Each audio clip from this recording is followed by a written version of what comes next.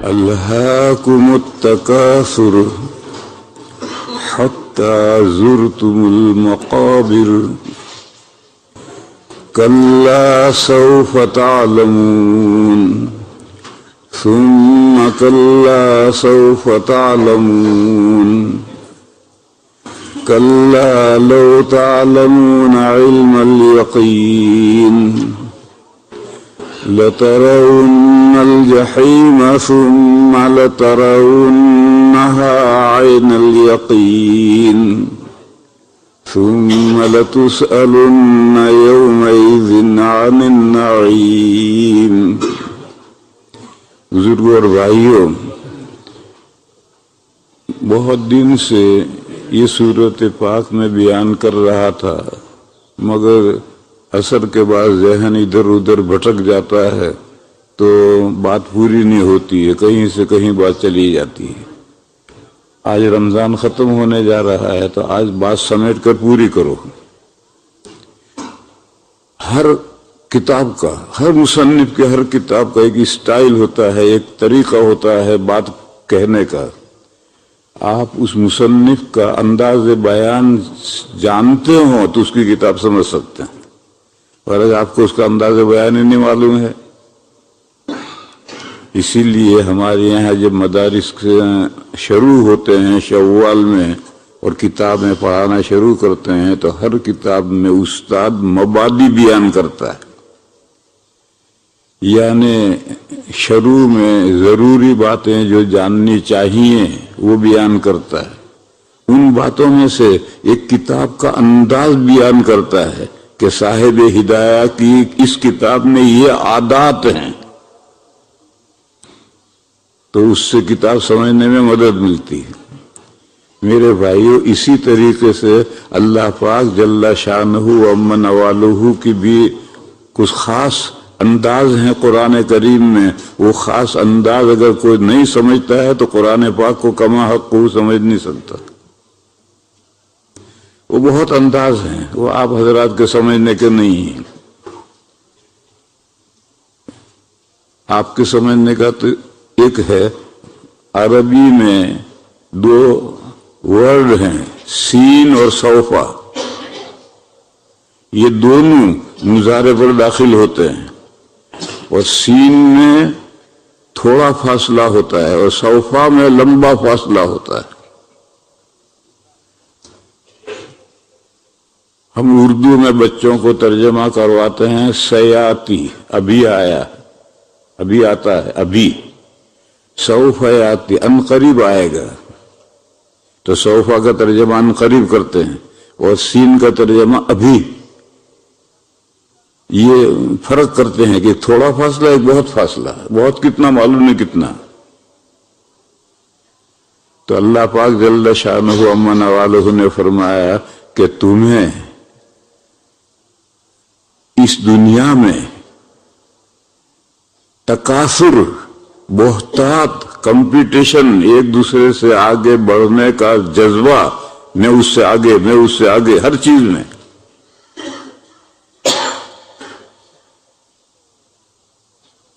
ہمارے بولٹن میں ایک دوست ہے، نام نہیں لے رہا میں، سب پہچان جاؤ گے۔ وہ غسل خانے میں گھستے ہیں تو 1 گھنٹے میں نکلتے ہیں۔ ایک دن میں نے ان سے کہا، قاری صاحب کیا کرتے ہو 1 گھنٹہ تک غسل خانے میں، سو جاتے ہو؟ تو انہوں نے گجراتی کا ایک جملہ استعمال کیا، مجھے وہ یاد نہیں رہا، میں سمجھا ہی نہیں تھا کہ کالا نہ، پھر آگے کیا لفظ انہوں نے استعمال کیا، محاورہ ہے کہ جو کالا ہوتا ہے وہ 10 مرتبہ صابن لگاتا ہے تاکہ سفید بننے کی کوشش کرتا ہے، تو 1 گھنٹہ وہاں جاتا ہے۔ وہ تو 1 گھنٹے میں کرتے تھے۔ ہمارا ایک ساتھی تھا مظاہر العلوم میں، جمعہ کے دن فجر کی نماز پڑھ کر کے مسجد میں سے سیدھا غسل خانے میں گھستا تھا، اور جمعہ کی اذان ہوتی تھی تب نکلتا تھا۔ اب طلبہ آ کر کے دروازہ کھٹکھٹا کر تھک جاتے تھے، ابھی نکلا، ابھی نکلا، ابھی نکلا۔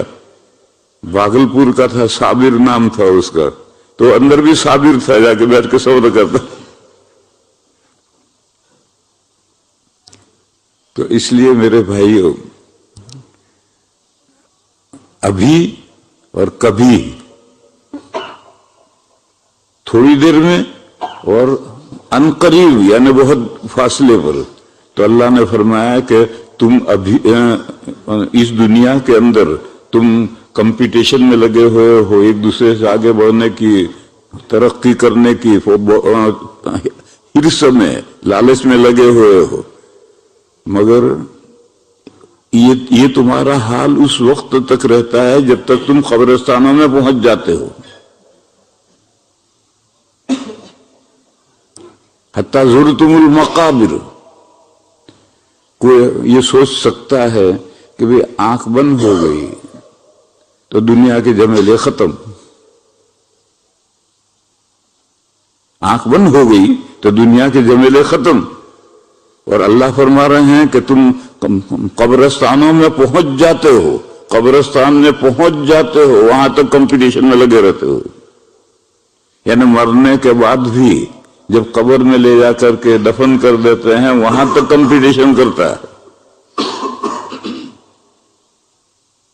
तो उसका जवाब ये है कि मरने के बाद भी कारोबार जारी रहते हैं, जब तक इस दुनिया से ताल्लुक मुनक़ते न हो जाए पूरी तरह से, वहां तक दुनिया के कारोबार जारी रहते हैं। कैसे? ऐसे कि नमाजें दो तरह की हैं। एक वो नमाजें हैं जिनसे पहले सुस्ती है, तो वहां सुन्नत मुअक्कदा रखी है कि पहले ये सुन्नतें पढ़ो और सुस्ती उड़ाओ, फिर फर्ज पढ़ो। ऐसी दो ही नमाजें हैं, जोहर और फजर। उसमें फजर में सुस्ती कम होती है, क्योंकि रात भर कंटिन्यू सो करके उठा है, तो जरा हिलाओगे तो नींद उड़ जाएगी। और दोपहर को कैलूला में थोड़ा सोकर उठता है तो सुस्ती ज्यादा होती है, इसलिए फजर में दो सुन्नतें रखी, वो भी हल्की रखी। सुस्ती उड़ा दो, फिर फर्जों के लिए खड़े हो और लंबी क़िरात करो या लंबी क़िरात सुनो। और ज़ोहर में 4 सुन्नतें रखी और लंबी नहीं रखी, क्योंकि जब सुस्ती ज्यादा होती है तो लंबी पढ़ने में परेशानी होती है। देखो मेरे भाइयों, नबी पाक सल्लल्लाहु अलैहि वसल्लम फजर की 2 सुन्नतें बहुत हल्की पढ़ते थे, ताकि उम्मत के लिए उसवा हो, उम्मत उसकी पैरवी करे। क्योंकि उम्मत की अक्सरियत तहज्जुद के लिए नहीं उठती, फजर के लिए उठती है। लिहाजा उठ करके वुजू इस्तिंजा फारिग हो करके हल्की 2 सुन्नतें पढ़ो।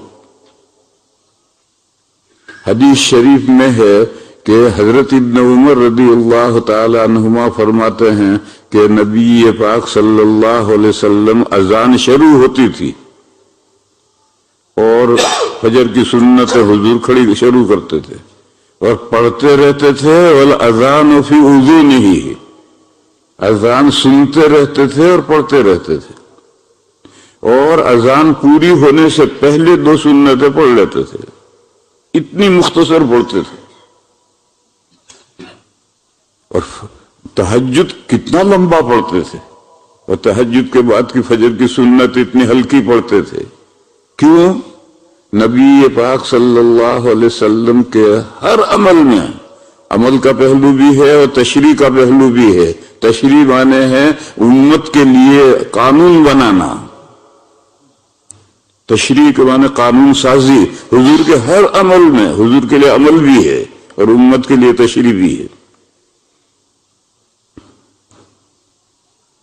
देखो, हुजूर 5 नमाजें पढ़ते थे, तो हुजूर की इबादत थी। इबादत से हुजूर भी अल्लाह के बंदे हैं और हुजूर भी अल्लाह की बंदगी से मुस्तस्ना नहीं थे, हुजूर को भी अल्लाह की बंदगी करनी थी। हमारे लिए तो 5 नमाजें हैं। एक राय ये है कि हुजूर के लिए तहज्जुद भी फर्ज था, گویا 6 نمازیں ہو گئی. تو جیسا کچھ لوگ سمجھتے ہیں کہ پیر صاحب کے لیے کوئی عبادت نہیں ہے، وہ نماز کو سوتے رہے ہیں تو پیر صاحب ہیں. یہ سب حماقت والی باتیں ہیں. کوئی مستثنا نہیں ہے، انبیاء بھی مستثنا نہیں ہے، ان کو بھی اللہ کی بندگی کرنی ہے، بلکہ کچھ زائد ہی کرنی ہے. ہم بھی تہجد پڑھتے ہیں کبھی کبھی، لیکن ہمارے پیروں میں ورم نہیں آتا. اور نبی پاک صلی اللہ علیہ وسلم اتنے لمبے تہجد پڑھتے تھے کہ پیروں میں ورم آ جاتا تھا. تو ایک مرتبہ صحابہ نے عرض کیا، یا رسول اللہ، آپ کے اگلے پچھلے تمام گناہوں کی معافی کا قرآن میں اعلان کر دیا گیا ہے، پھر آپ کو کیا ڈر ہے؟ آخرت میں قیامت قائم ہوگی تو آپ کو کیا ڈر ہے؟ پھر آپ تہجد میں اتنی مشقت کیوں اٹھاتے ہیں کہ پیروں میں ورم آ گیا؟ دیکھو، میں نے ایک بات کہی، اس کو ذہن میں لو. آپ کے اگلے پچھلے گناہوں کی معافی کا قرآن میں اعلان کیا گیا، اور تمام انبیاء معصوم ہوتے ہیں، کسی نبی کا کوئی گناہ نہیں ہوتا ہے. بس تمام انبیاء اگلے پچھلے گناہ سب معاف ہیں ان کے. معصوم ہونے کا مطلب یہ کہ گناہ ہے ہی نہیں، اور جب گناہ ہے ہی نہیں تو معافی ہو گئی. تو جب سارے ہی انبیاء معصوم ہیں اور مغفور لہم ہیں تو حضور کی کیا خصوصیت ہوئی؟ وہ خصوصیت یہ ہوئی کہ کسی نبی کے لیے اللہ کی آسمانی کتابوں میں سے کسی کتابوں میں کوئی اعلان نہیں کیا گیا،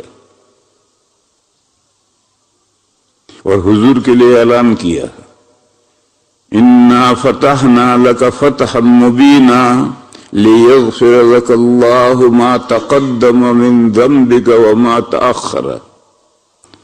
یہ اعلان کیا کہ آپ کی اگلے پچھلے ساری کوتاہیاں معاف، چھوٹی سے چھوٹی کوتاہی بھی معاف. تو کوتاہیاں 4 ہیں.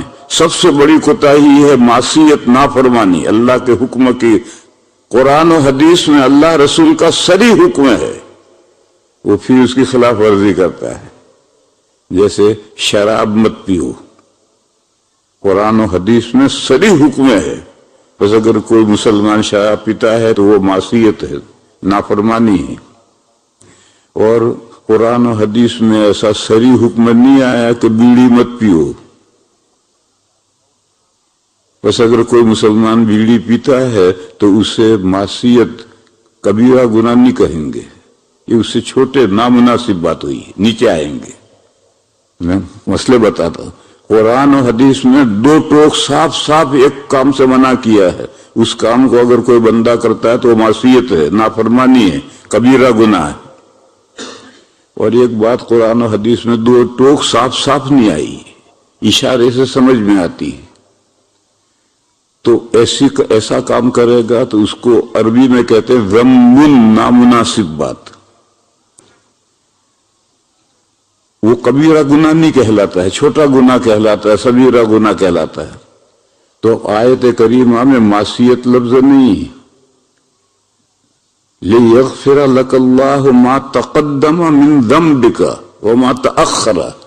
جو پہلے آپ سے کوئی مناسب بات ہو گئی ہے اور پیچھے کوئی مناسب بات ہوگی تو ہم نے معاف کر دی. یہ حضور کے لیے اعلان کیا تھا، باقی کسی نبی کے لیے اعلان نہیں کیا تھا. اور اعلان نہ کرنے کا فائدہ کیا ہے؟ تلوار لٹکی رہے گی. مارو مت، ڈنڈا اٹھائے رکھو، مارتا ہوں مگر مارو مت. حضرت معاذ رضی اللہ تعالی عنہ کو نبی پاک صلی اللہ علیہ وسلم نے 10 نصیحتیں کی تھی. ان میں سے ایک آخری نصیحت یہ کی تھی، لا ترفع عصاک عنہم، اپنی فیملی کے اوپر ڈنڈا اٹھائے رکھو. اپنی فیملی کو مارو، مارو نہیں کہا، لا ترفع عصاک عنہم. ڈنڈا اٹھایا پھر رکھ دیا تو وہ مطمئن ہو جائے گا، لڑکا لڑکی بیوی پھر جو چاہے کرے گی. اس لیے ہوا کھڑا رکھو، مارو مت، ہوا رکھو اوپر. یہ حدیث شریف ہے، نبی پاک صلی اللہ علیہ وسلم نے حضرت معاذ کو 10 نصیحتیں کی تھی، ان میں سے آخری نصیحت یہ تھی. تو یہ اعلان نہیں کیا، حوق رکھا. اسی لیے جو تمام میدان قیامت میں تمام امتوں کے نیک بندے مل کر کے وفد بنا کر ڈیپوٹیشن بنا کر کے میمورینڈم لے کر کے دادا کے پاس جائیں گے تو دادا کہیں گے بھیا سفارش کرنا میرے بس کا نہیں ہے، مجھے اللہ میاں نے کہا تھا فلاں درخت مت کھائیو، میں نے کھا لیا تھا، تو اگر میں تمہاری سفارش کرنے گیا اور اللہ میاں نے مجھ سے کہا کہ آدم یہاں ہو، ہم نے تمہیں فلاں درخت کھانے کو منع کیا تھا، تم نے کیوں کھایا تھا، تو میرے سے لینے کے دینے پڑ جائیں گے. اس لیے بھیا میں تو نہیں جاتا سفارش کرنے. نوح کے پاس جاؤ، وہ اول الرسول ہیں، سب سے پہلے رسول ہیں. وہاں گئے، انہوں نے کہا بھیا میرے بس کا نہیں ہے، اگر میں تمہاری سفارش کرنے گیا اور اللہ نے مجھ سے پوچھا کہ نوح تم نے اپنے کافر بیٹے کے لیے سفارش کیوں کی تھی کہ اس کو طوفان سے بچایا جائے، تو میں کیا جواب دوں گا؟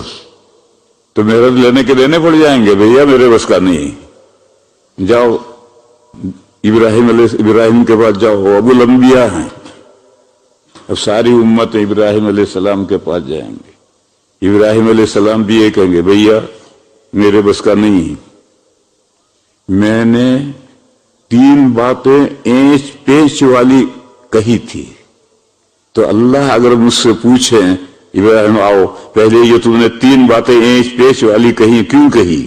تم تو نبی تھے، ابو الانبیاء تھے، بڑے آدمی تھے، تمہیں تو دین کی بات 2 ٹوک کہنی چاہیے تھی، یہ اینچ پیچ والی باتیں کیوں کہی؟ تو میرے سے لینے کے دینے پڑ جائیں گے. لیکن میں تو نہیں جاتا بھائی. یہ سب کیوں ڈر رہے ہیں؟ وہ ہوا کھڑا ہے. کسی آسمانی کتاب میں کسی نبی کے لیے صاف صاف 2 ٹوک اعلان نہیں کیا، تو ہوا رہے گا اوپر. وہ 3 باتیں کیا تھی؟ ایک موقع پر تفصیل کرنے جائیں گے تو سارا وقت اسی میں ختم ہو جائے گا. ایک موقع پر حضرت پوری قوم میلے میں جا رہی تھی، فنکشن میں جا رہی تھی، تو ابراہیم علیہ السلام سے کہ ابراہیم تم بھی چلو. تو انہوں نے ستارے دیکھے. انی سقیم، بے شک میں بیمار ہوں پاسٹ ٹائم میں، پریزنٹ ٹائم میں، فیوچر ٹائم میں کوئی کچھ نہیں. انی سقیم. اب ظاہر ہے کہ پاسٹ ٹائم میں تو بیمار تھے نہیں، سبھی لوگ جانتے ہیں، اور پریزنٹ ٹائم میں بھی نظر آ رہا ہے کہ بیمار نہیں ہے. تو اب تو ایک ہی زمانہ متعین ہے، ٹینس متعین ہے کہ فیوچر میں بیمار ہونے والا ہوں. کیسے پتا چلا؟ یوں دیکھا ستاروں کی طرف، اور وہ قوم ستارہ پرست تھی، ستاروں سے وہ آگے فیوچر کی باتیں معلوم کیا کرتے تھے. تو قوم یہ سمجھی کہ انہوں نے ستاروں کا حساب دیکھ کر بتایا کہ یہ آگے بیمار پڑیں گے. یہ ایج پیج کی بات ہوئی. حالانکہ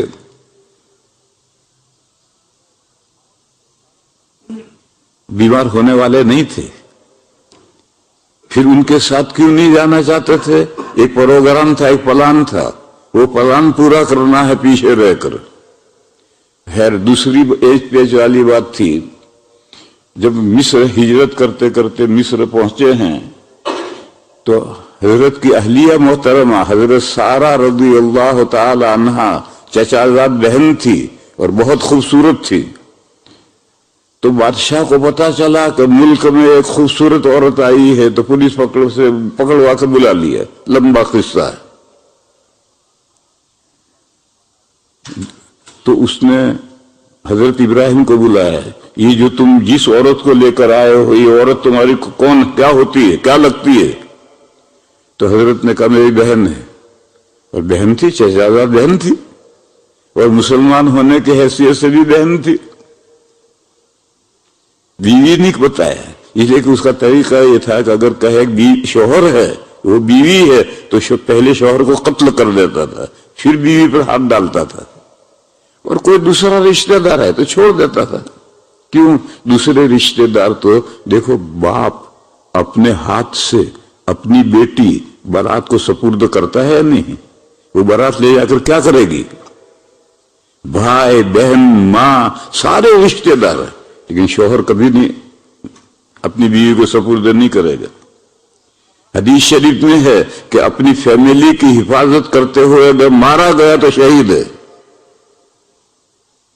من قتل دون اہلی، اپنی فیملی کو کی عزت و آبرو بچاتے ہوئے لڑو، اور اگر مارے گئے تو شہید ہو۔ تو شوہر بیوی کو کبھی سپرد نہیں کرے گا، اور باقی سب رشتہ دار اپنے ہاتھ سے سپرد کرتے ہیں۔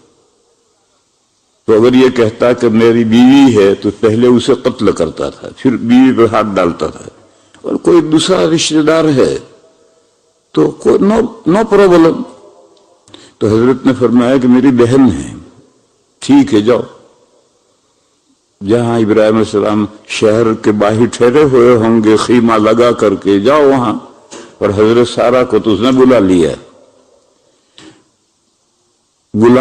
پولیس جانے لگی تو حضرت نے گھر لوٹ کر خیمے میں حضرت سارہ سے کہا، دیکھو میں بادشاہ کے ہاں یہ کہہ کر آیا ہوں کہ میری بہن ہے، تو اگر بادشاہ تم سے پوچھے کہ تمہارے ساتھ آدمی کون ہے تو مجھے مت جھٹلائی ہو، یعنی جو بات میں نے کہی ہے وہی کہی ہو، کہیے میرا بھائی ہے۔ اور بھائی ہونے کی بہت سی توجہ ہیں، ایک توجہ تو یہ ہے کہ چچا زاد بھائی ہے، لیکن بھائی کو بھائی کہنا اوپرا ہے۔ اگر شوہر کو بھائی کہنا، چاہے وہ چچا زاد ہو، خالہ زاد ہو، مامو زاد ہو، بھائی کہنا اوپرا ہے۔ اس لیے بھائی تو کہنا نہیں چاہیے، یہ کہنا دینی حیثیت سے کہ بھی میں بھی مسلمان، وہ بھی مسلمان، مسلمان بھائی ہیں، انما المؤمنون اخوہ، اس تعلق کے اعتبار سے بھائی کہنا۔ خیر وہاں گئے تو اس نے پوچھا ہی نہیں کہ تمہارے ساتھ کون ہے، کیونکہ پہلے حضرت ابراہیم سے وہ پوچھ چکا تھا، اب آگے دوبارہ پوچھنے کی ضرورت ہی نہیں۔ بالآخر یہ بھی اینچ پیچ والی بات ہے، غلط بھی نہیں ہے ٹھیک بھی نہیں۔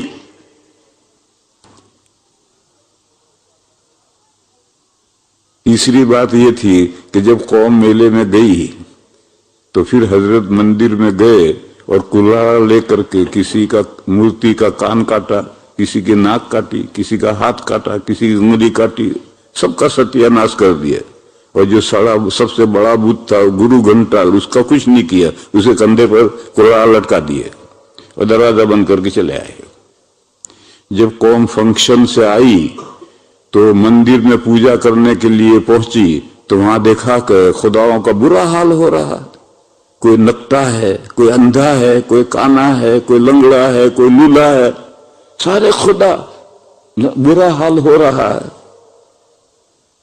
تو آپس میں باتیں ہوئی کس نے یہ حرکت کی؟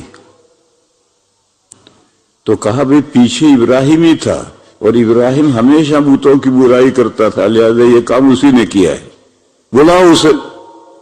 ابراہیم علیہ السلام کو بلایا گیا، پوچھا یہ کس نے کیا، یہ ہمارے خداؤں کا ستیہ ناش کس نے مارا؟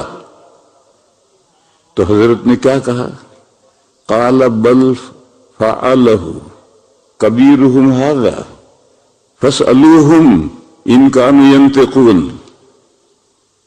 کتنی ایج پیچ والی بات کی ہے۔ انت فعلت، کیا تو نے یہ حرکت کی؟ تو اس کا جواب ہی نہیں دیا، بلکہ سے بات شروع کی، میں نے کی، کس نے کیا ہمیں نہیں معلوم، بل فعلہ، بلکہ کیا ہے اس کو، کس نے کیا ہے فاعل بھی معلوم نہیں، کیا ہے اس کو کسی بھی کرنے والے نے۔ تو بل سے پہلے والا جملہ حذف کر دیا اور فعلہ کا فاعل حذف کر دیا۔ انہوں نے پوچھا تھا انت فعلت ھذا، کیا تو نے یہ حرکت کی؟ تو حضرت نے جواب دیا بل فعلہ، بلکہ کیا اس کو، یعنی میں نے کیا، کسی نے کیا، ہمیں جواب نہیں، اس کو کیا کس نے کیا، کسی نے دی۔ کبیرہم ھذا، ان سب کا بڑا یہ کھڑا، ان چھوٹوں سے پوچھو کہ تمہارے ناک کان کس نے کاٹے۔ یہ بھی نہیں کہا کہ جو بڑا کھڑا ہے اس نے سب کے ناک کان کاٹے ہیں تو جھوٹ ہو جائے گا، یہ بھی نہیں کہا، یہ کہا ان کا بڑا یہ ہے، یہ بھی صحیح بات ہے کہ ان کا بڑا یہ کھڑا، اور ان سے پوچھو کہ تمہارا ناک کان کس نے کاٹے ہے۔ اب جھوٹ اس میں کچھ نہیں ہے، لیکن ایج پیچ والی بات ہے۔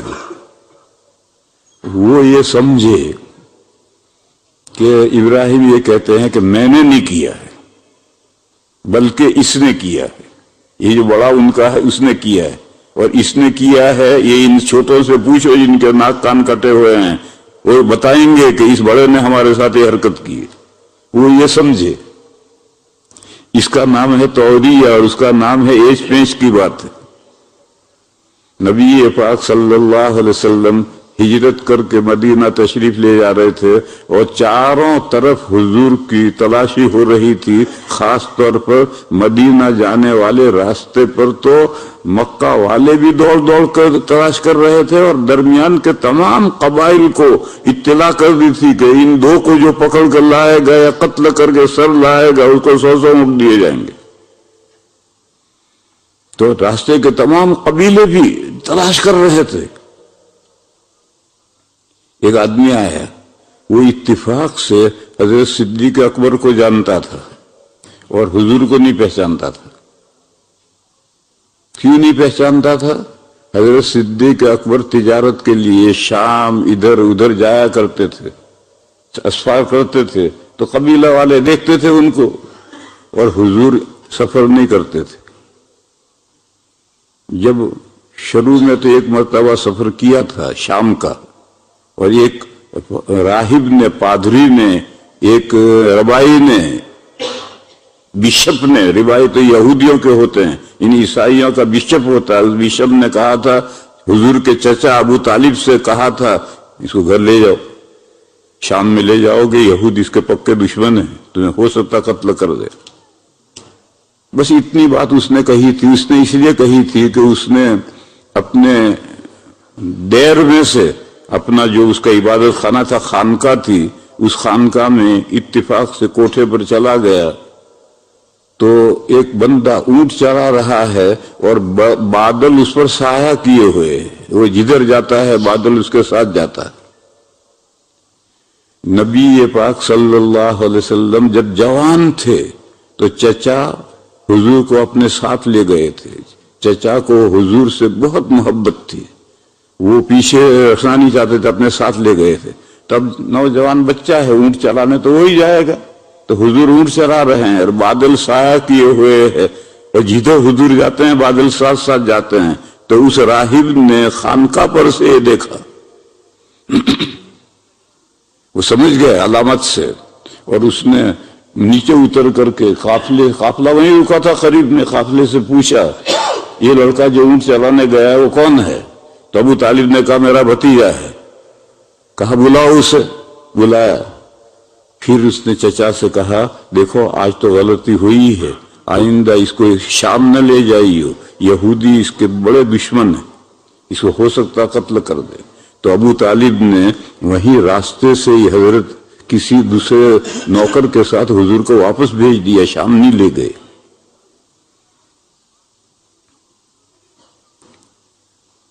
تو ابو بکر کو پہچانتے تھے،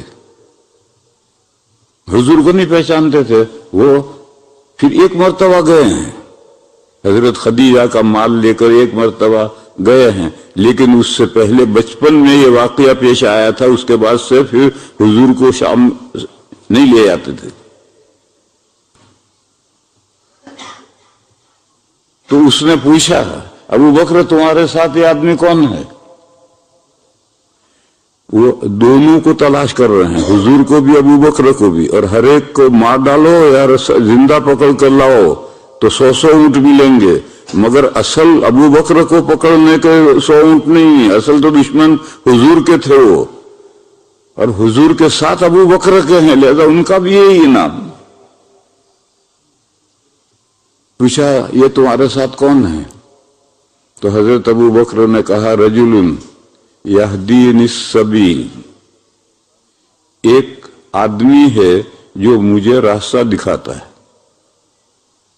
دیکھو عرب میں ہر طرف پہاڑ ہی پہاڑ ہیں، اور سارے پہاڑ ملے ہوئے نہیں، ایک دوسرے سے الگ ہیں، اور پہاڑوں کے بیچ میں یہ جو راستے ہیں وہ گھاٹیاں کہلاتی ہیں، اور وہ گھاٹیاں اتنی خطرناک ہے کہ اس میں گم ہو گیا تو مل نہیں سکتا، نکل نہیں سکتا۔ انڈیا میں چلے آؤ، بھوپال کے پاس میں چمبل کی گھاٹیاں ہیں، کبھی وہاں چلے جاؤ، اگر چمبل کی گھاٹیوں میں گھس گئے تو پھر کوئی پکڑ نہیں سکتا، پولیس پکڑ نہیں سکتی۔ تو مکہ کے پہاڑ بھی ایسے ہی گھاٹیاں ہیں، بھول بھلیاں جیسے ہیں۔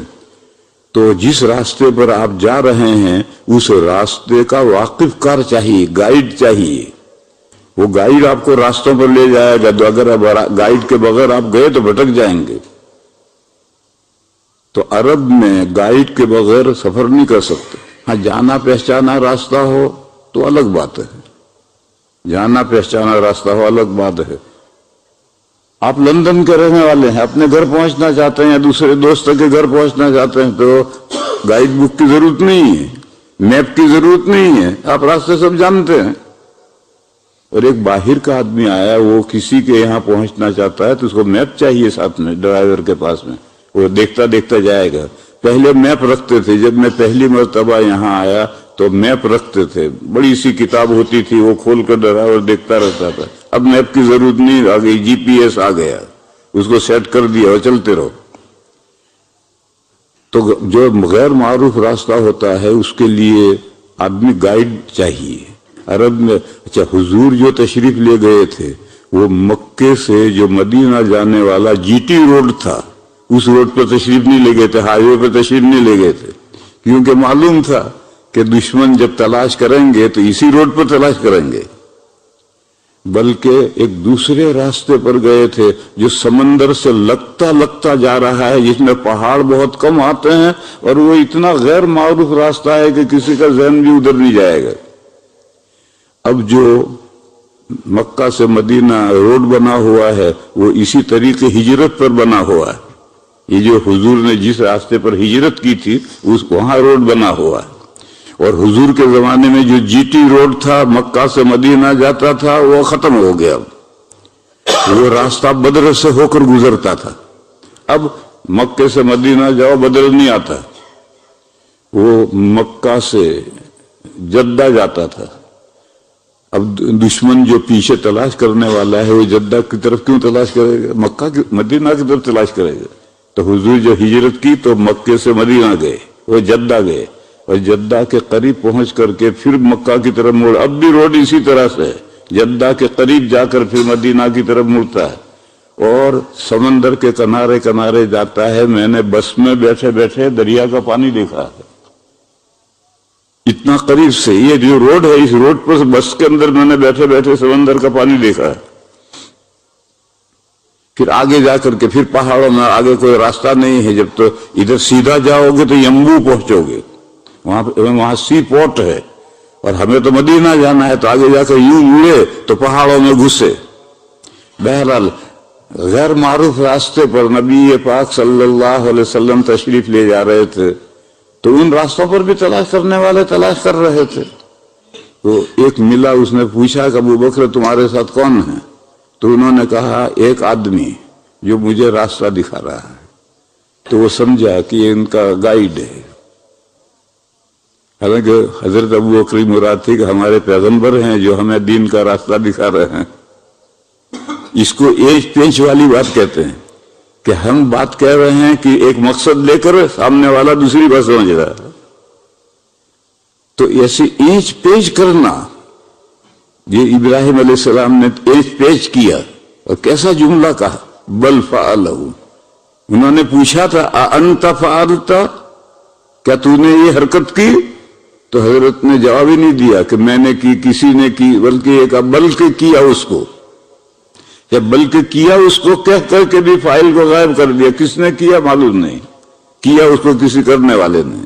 پھر اگلا جملہ ہے کبیرہم ھذا، ان کا بڑا یہ کھڑا۔ یہ بھی صحیح بات ہے، یہ نہیں کہا کہ اس بڑے نے کیا ہے، یہ کہا بڑا یہ کھڑا۔ فاسألوہم، ان سے پوچھو۔ مجھ سے کیا پوچھتے ہو؟ ان سے پوچھو بھی تمہارے ساتھ یہ حرکت کس نے کی۔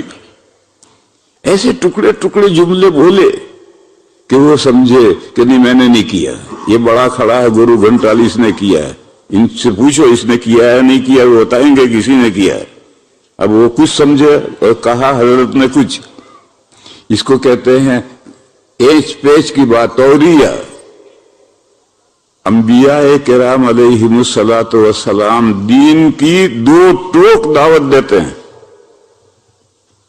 پہلے دن سے، جب ان کے ساتھ کوئی نہیں ہوتا ہے، پہلے دن سے کہتے ہیں دیکھو خدا ایک، معبود ایک ہے، صرف اس کی بندگی کرو۔ ساری دنیا مخالف ہو جائے ہونے دو، بس دو ٹوک واضح بات کہیں گے، پیچ پیچ والی بات نہیں کہیں گے۔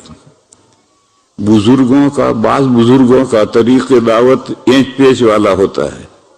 کہتے ہیں کہ گرو نانک جی تھے جو سکھوں کے جو بڑے ہیں، یہ 700 سال پہلے ہوئے ہیں۔ گرو نانک جی جو ہیں 700 سال پہلے، بلکہ اس سے کم، صحیح مجھے یاد نہیں، یہ مسلمان تھے کہتے ہیں۔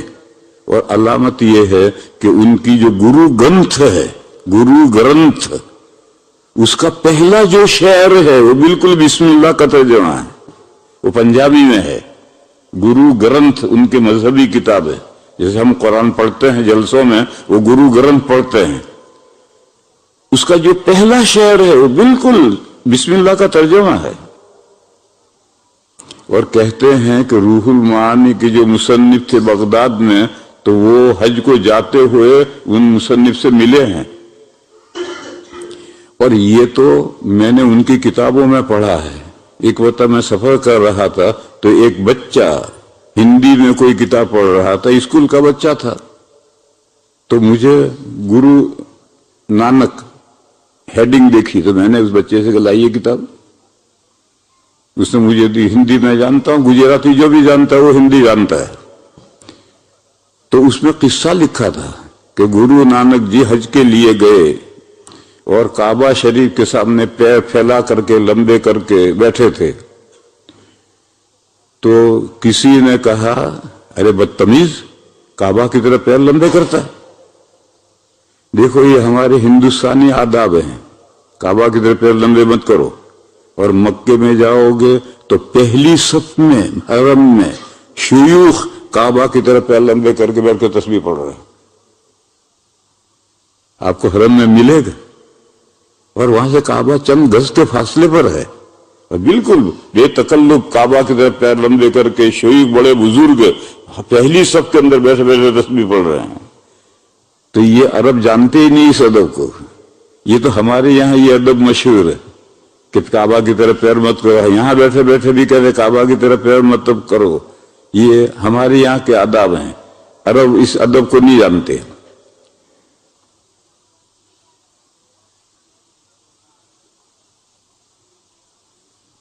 وہ بات پتہ نہیں کدھر سے کہاں جاتی ہے، حضرت ہے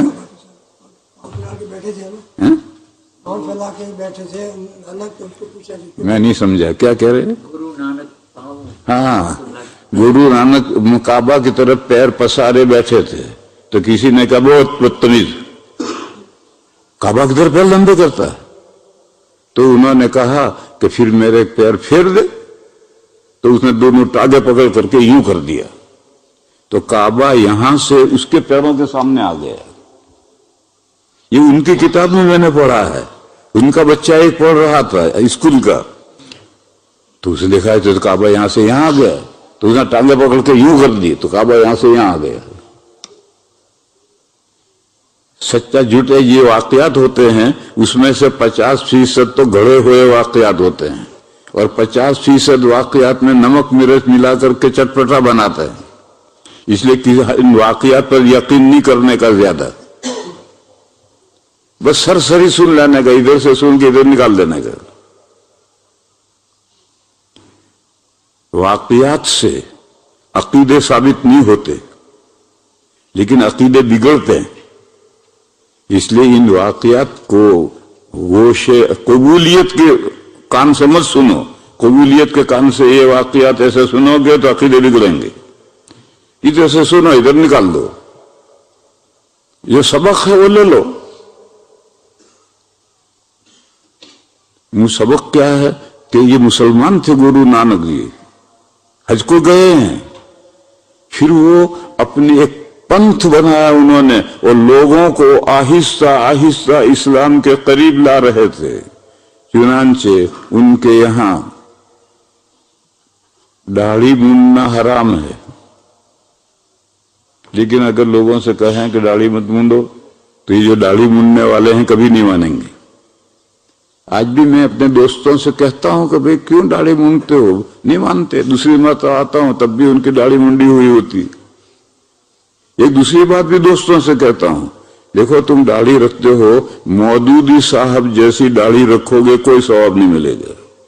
नबी ये पाक सल्लल्लाहु अलैहि वसल्लम जैसी दाढ़ी रखो तो सुन्नत पर अमल करने का सवाब मिलेगा।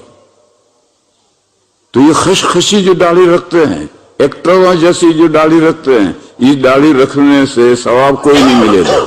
ये तो मौदूदी साहब जैसी दाढ़ी है, सवाब मिलेगा सुन्नत पर अमल करने का। हुजूर जैसी दाढ़ी रखो तो सवाब मिलेगा।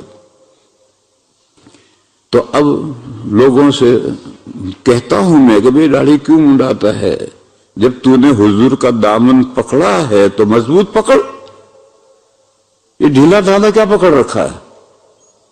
तो कोई जवाब नहीं देता। क्यों? मेरी बात तो नीचे है, वाइफ की बात ऊपर है। पहले वाइफ से पूछेगा, वो अगर इजाजत दे कि चेहरे पर झाड़ू लटकाओ तो लटकाएगा, और अगर वाइफ इजाजत न दे तो नहीं लटकाएगा।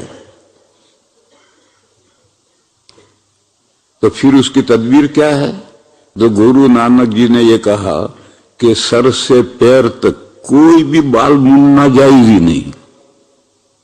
उनके मजहब में, सिखों के यहां सर से पैर तक कोई बाल नहीं मुंड सकते, बगल भी नहीं मुंड सकते, जेरे नाप भी नहीं मुंड सकते।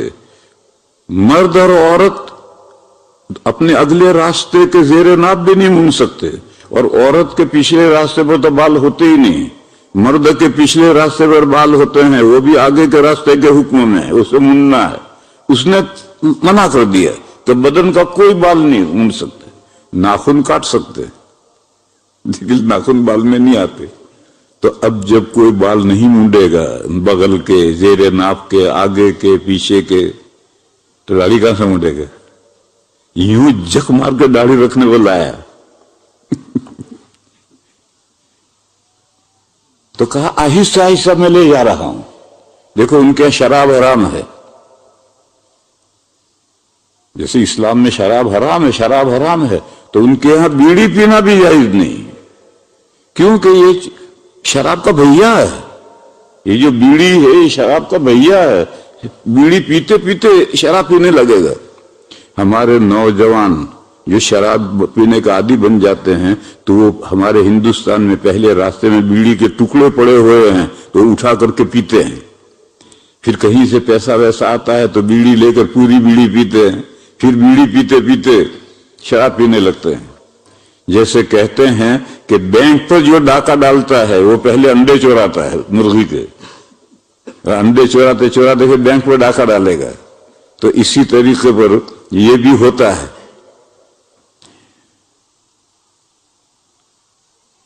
तो उसने ये कायदा बना दिया कि कोई बाल नहीं काट सकते।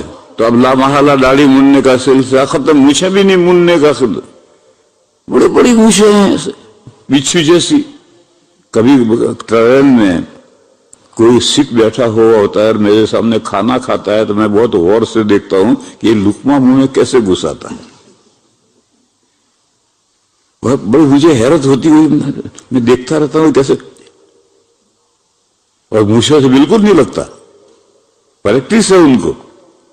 मैं तो पूरा देखता रहता हूं कि लुकमा कैसे घुसाता है मूछों से बचाकर। वो इतने अंदाज से घुसा देता है कि मूछों को बिल्कुल नहीं लगता। तो मूछ भी नहीं कर, जो मूछ को कहते शारिब, पानी पियोगे तो पानी में गिरेंगे, पानी पिएंगी। वो नहीं पीते, उनके मूछें नहीं पीती, प्रैक्टिस हो गई उन्हें। बहरहाल कहते हैं कि गुरु नानक जी लोगों को आहिस्ता आहिस्ता इस्लाम की तरफ ला रहे थे कि किसी दिन जब इस्लाम से मानुस हो जाएंगे तो ऐलान करके उनको मुसलमान पक्का बना देंगे। रास्ते में उनका इंतकाल हो गया। तो जिन लोगों को इस्लाम पर ला रहे थे वो रास्ते में लटक गए और नया पंथ बन गया। ऐसे और बहुत से बुजुर्ग गुजरे हैं कि वो اصلاح کرنے ہیں، آہستہ آہستہ اصلاح کر کے قریب کر لا رہے ہیں. یہ طریقہ غلط ہے. اگر ایسا انبیاء کا یہ طریقہ نہیں تھا، انبیاء کا طریقہ پہلے سے دو ٹوک تھا. صاف بات کہو، میلی بات مت کہو. کسی کو ماننی ہو مانے، نہ ماننی ہو نہ مانے، بات صاف کہو. نبیوں کا طریقہ دعوت یہ تھا. اور یہ جو ریفارمروں کا طریقہ دعوت ہے، جیسے آج کل کہتے ہیں سب مذاہب ٹھیک ہیں، یہ بھی اوکے، یہ بھی اوکے، یہ بھی اوکے، کسی کو برا مت کہو اور بغیر برا کہے اصلاح کرو. کبھی اصلاح نہیں ہوگی. نیا پن تو بنے گا، کبھی اصلاح نہیں ہوگی. بات تو واضح کر کے دو ٹوک کہنی پڑے گی پہلے دن سے. اور نہیں کہو گے ٹھیک ہے، لفظ مت مارو، سلیقے سے بات کہو، ادب و احترام سے بات کہو، لیکن دو ٹوک کہو. پہلے دن سے دو ٹوک بات کہو. تو میں یہ بتلاتا تھا کہ بزرگوں نہیں، ریفارمر جو کہلاتے ہیں ان کا طریقہ دعوت ہے آہستہ آہستہ لاؤ. آج کل ہمارے مدرسوں کے جو فضلاء ہیں، مولوی، یہ بھی مدرسے سے نکل کر کے بدعتیوں کی، بریلیوں کی، رضا خانیوں کی مسجدوں میں امامت کرتے ہیں. اور وہ جو کہتے ہیں وہ کام کرنے لگتے ہیں کہ ہم آہستہ آہستہ دیوبندیت میں لا رہے ہیں. آہستہ آہستہ کہیں نہیں لاؤ گے، تم جاؤ گے. اس لیے میرے بھائیو اسے سمجھو. لٹھ مارنا یہ شریعت کا حکم نہیں ہے. شریعت کا حکم ہے ادعو الی سبیل ربک بالحکمہ والموعظۃ الحسنہ. سمجھداری کی بات کہو، سامنے والے کے دماغ کو اپیل کرے ایسی بات کہو. اللہ کے دین کی طرف بلانے کے لیے ایسی بات کہو کہ سامنے والے کے دماغ کو وہ بات اپیل کرے. اسی کا نام حکمت ہے. دانش مندی، سمجھداری سے بات کرو. اور ایسا پیرایا اختیار کرو کہ اس کے دل میں اتر جائے. موعظت حسنہ کے معنی ہے خوبصورت نصیحت. خوبصورت نصیحت یہ ہے کہ ایسا پیرایا اختیار کرو کہ اس کے دل میں گھر کر جائے. ہر مسلمان داعی ہے اور ہر مسلمان کی ذمہ داری ہے کہ آپ کا اگر غیر مسلم سے تعلق ہو تو آپ اس کو دین کی دعوت دیں، مگر حکمت سے دیں. پیارا بیان بہت شاندار اس سے اختیار کریں. لڑیں نہ، لٹ نہ ماریں. اور کبھی ضرورت پڑے لڑنے کی تو لڑائی بھی شاندار طریقے پر ہو.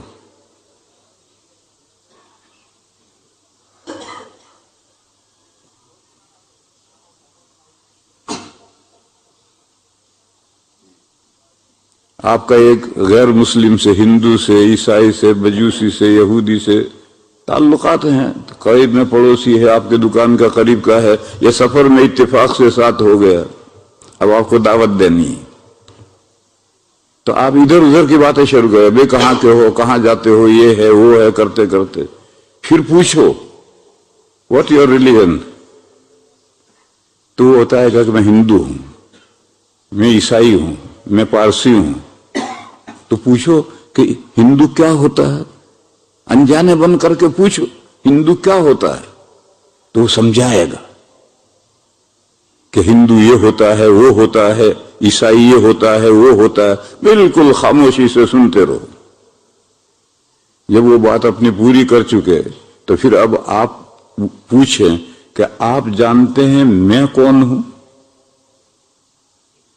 تو وہ کہے گا ہاں آپ مسلمان ہیں، میں جانتا ہوں. یہ کہے گا میں نہیں جانتا آپ کون ہیں. تو آپ کہیے دیکھو بھائی میں مسلمان ہوں. اور آپ یہ جانتے ہیں کہ مسلمان کس کو کہتے ہیں؟ تو کہے گا کہ میں جانتا ہوں، نہیں جانتا، کوئی بھی جواب دے گا. تو اسے کہو کہ یہ جو کچھ آپ جانتے ہیں کہ مسلمان وہ ہے کہ جس کے ہاتھ میں بیڑی پیتا پیتا سڑک پر جا رہا ہے اور داڑھی رکھ رکھی ہے تو وہ بھی مسلمان ہے. ایسا کچھ نہ کچھ اداسی بات جواب دے گا. وہ اسے کہو نہیں بھیا مسلمان اسے نہیں کہتے. پھر ان سے کہو کہ دیکھو میں صرف اس ہستی کو ورشپ کرتا ہوں جس نے یہ پورا سنسار بنایا ہے. میں اسی کو ورشپ کرتا ہوں، میں اس کے علاوہ کسی کی ورشپ نہیں کرتا.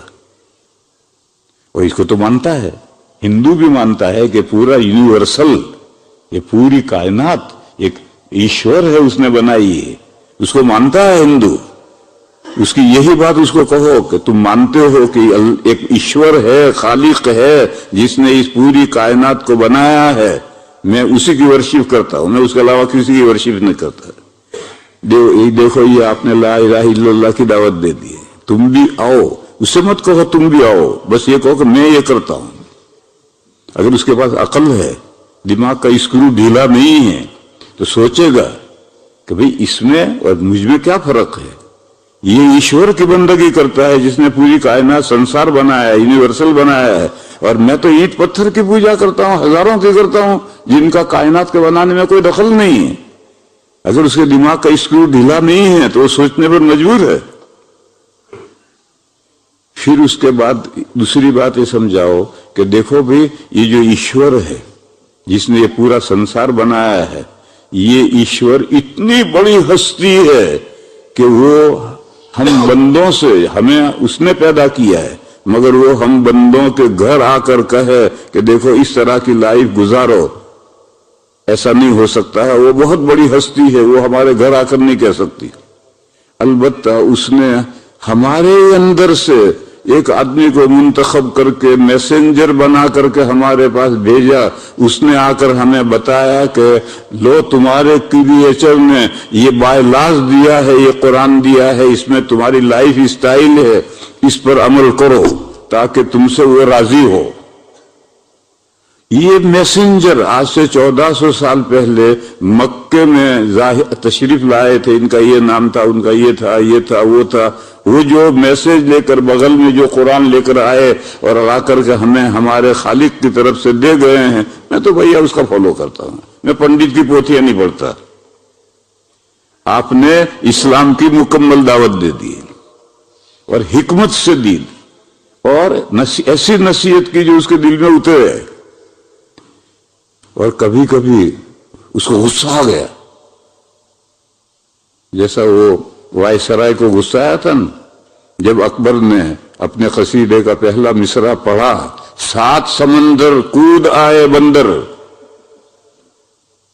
تو اس کو غصہ آ گیا اور اپنی اردو بھول گیا اور انگریزی میں واٹ یو سے، کیا بکتا ہے؟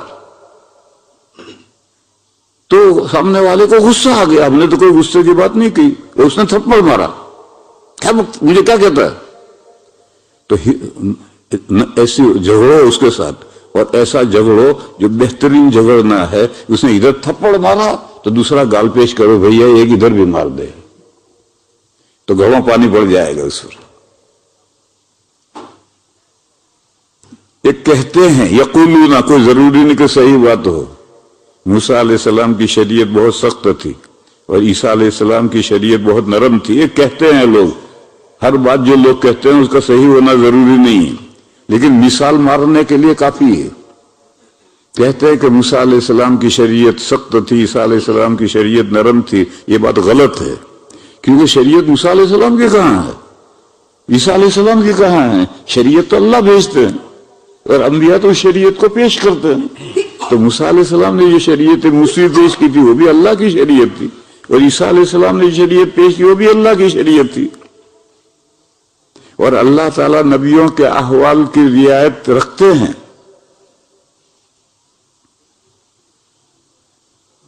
کہتے ہیں کہ موسیٰ علیہ السلام کی شریعت میں حکم تھا کہ اگر کوئی بلا وجہ تمہیں ایک مکہ مارے تو اس کے جواب میں 2 مکے مارو، معاف کرنا جائز نہیں تھا۔ کہتے ہیں کہ معاف کرنا جائز نہیں تھا، اس کا بدلہ لینا ضروری ہے، 1 مکہ مارا 2 مارو۔ اور عیسیٰ علیہ السلام کی شریعت میں حکم یہ تھا کہ اگر تم پر کوئی ظلم کرے اور تم کو ایک تھپڑ مارے تو دوسرا گال بھی پیش کر دو کہ بھئی ایک ادھر بھی مار دے۔ تو یہی طریقہ اختیار کرو۔ اگر اس کو غصہ آ گیا اور اس نے تھپڑ مارا تو تم دوسرا گال پیش کرو کہ بھئی ایک ادھر بھی مار دے، لیکن میری بات سن، تو اس پہ گھڑوں پانی پڑ جائے گا، اس کو سننا پڑے گا۔ خیر بات پتہ نہیں کہاں سے کہاں نکلی۔ میں تو یہ سمجھا رہا تھا کہ انبیاء کا طریق دعوت آدھا پونا نہیں، وہ پہلے دن سے 2 ٹوک بات کہتے ہیں۔ ہر نبی پہلے دن سے دو ٹوک بار کہتے ہیں یہ ریفارمنٹ جو ہے کہ ہم آہستہ آہستہ اسلام کے قریب لا رہے ہیں. تبلیغ جماعت ہمارے جو کام کر رہی ہے کہ لوگوں کو فضائل اعمال سناؤ اور بری باتوں سے روکو مت. جب وہ دیندار بن جائیں گے تو خود ہی بری باتوں سے رک جائیں گے، بیڑی چھوڑ دیں گے. یہ جو تبلیغ جماعت کا طریقہ ہے وہ ٹھیک نہیں. اسی لیے جو ہندوستان میں شکیل ابن حنیف ایک بندہ نکلا ہے جو مہدی بنا ہے، وہ پہلے نظام الدین میں تھا اور مولانا سعد صاحب کا سیکنڈ ہینڈ تھا. اب وہ وہاں سے نکل کر مہدی کا دعویٰ کر رہا ہے، اور جتنے تبلیغ والے ہیں وہی پھنستے ہیں اس کی بات میں، کیونکہ ان کو غلط عقائد تو بتائے نہیں تبلیغ نے، اعمال بتلایا کہ یہ عمل کرو یہ عمل کرو. اور حضرت مولانا الیاس صاحب رحمت اللہ علیہ کو اللہ تعالیٰ بہت بلند درجہ عطا فرمایا. انہوں نے 6 نمبروں میں نماز کو لیا تھا، مگر انہوں نے روزہ بھی لے لیا، فضائل صوم حج بھی لے لیا، اور حضرت شیخ نے فضائل صدقات زکوٰۃ کو الگ لکھا. یہ مولانا الیاس صاحب نے 6 نمبر میں کہاں لیا تھا؟ اور جب دوسرے اعمال تم فضائل اعمال میں دوسرے اعمال لے رہے ہو تو یہ منکرات جو ہیں ان کو بھی بیان کرو کہ بھئی یہ ناجائز کام ہے. حضور آخری نبی ہیں، حضور کے بعد نہ کوئی نبی نہیں ہو سکتا، مہدی فلاں ہیں، یہ آئیں گے، ان کی علامت ہے. نہ بتلانے کا نتیجہ یہ ہے کہ یہ شکیل ابن حنیف پہلے مرکز میں رہتا تھا اور کہتے ہیں کہ سعد صاحب کا سیکنڈ ہینڈ تھا. پھر کئی سال کے بعد یہ جدا ہوا اور اس نے بڑھتے بڑھتے اب مہدی کا دعویٰ کیا، آگے نبی بنے گا وہ. اور یہ تبلیغ جماعت کے جو تھے پہلے سے جو مرکز میں ساتھی تھے وہی اس سے پھنسنے شروع ہوئے. تو یہ جو ریفارمروں کا طریقہ ہے، انبیاء کا یہ طریقہ نہیں. انبیاء پہلے دن سے دو ٹوک ہیں کہ بھئی یہ معبود نہیں ہے، اس کی پوجا شرک ہے، کفر ہے، معبود اللہ ایک ہے. مگر ابراہیم علیہ السلام نے 3 معاملے میں ایک پیچ والی بات کہی، یہ نبیوں کے طریقے کے خلاف. تو جب امتیں ان کے پاس پہنچیں گے کہ ابا، نبیوں کے ابا، تمام نبیوں کے ابا ہیں تو ہمارے بھی ابا ہمارے لیے سفارش کیجئے، حساب کتاب ہو جائے تو ہم جنت پہ پہنچے. وہ جنت دکھ رہی، میرا گھر بھی مجھے دکھ رہا، پلاؤ کی پلیٹ بھری ہوئی رکھی وہ بھی دکھ رہی، اور حساب کتاب ہو نہیں رہا تو کیسے پہنچوں؟ تو ابراہیم علیہ السلام یہی کہیں گے بھیا میرے بس کا نہیں ہے. میں نے 3 باتوں میں اینچ پیچ اختیار کیا تھا. اگر میں اللہ کی بارگاہ میں گیا اور اللہ نے پوچھا ابراہیم یہاں آؤ، تم تو ابو الانبیاء تھے، تمام نبیوں کے سردار تھے، تم نے یہ دین کے تعلق سے 3 باتیں اینچ پیچ والی کیوں کہی؟ تو میرے تو لینے کے دینے پڑ جائیں گے، یہ میں تو بھیا نہیں جاتا. جاؤ موسیٰ علیہ السلام کے پاس. موسیٰ علیہ السلام کے پاس پہنچے. موسیٰ علیہ السلام بھی کہیں گے بھیا میرے بس کا نہیں ہے. میں نے ایک قبطی کو، دیکھو یہ بنی اسرائیل یہ ہیں سبتی، اور فرعون کی قوم قبطی. سبت کے معنی ہیں پوتا، تو یہ بنی اسرائیل سارے یعقوب علیہ السلام کے پوتے ہیں، اسباط ہیں، تو اس لیے سبتی کہلاتے ہیں. اور فرعون کی قوم قبطی. تو میں نے ایک قبطی کو مکہ مارا تھا تنبیہ کرنے کے لیے کہ کیوں جگڑ رہا اس کے ساتھ. وہ مکہ اتفاق سے ایسی جگہ لگ گیا کہ وہ تو پانی مانگنے بھی نہیں رہا. ہمارے یہاں پالنپور میں چند سال پہلے کا واقعہ ہے. ودانی ایک گاؤں ہے یا کسی اور گاؤں میں ایک مکتب میں استاد نے بچے کو چھڑی ماری. مکتب میں مارتے ہیں بچے کو، استاد مارتے ہیں. وہ اتفاق سے ایسی جگہ لگ گئی کہ بچہ مر گیا. ایسا کبھی کبھی اتفاقاً ہو جاتا ہے.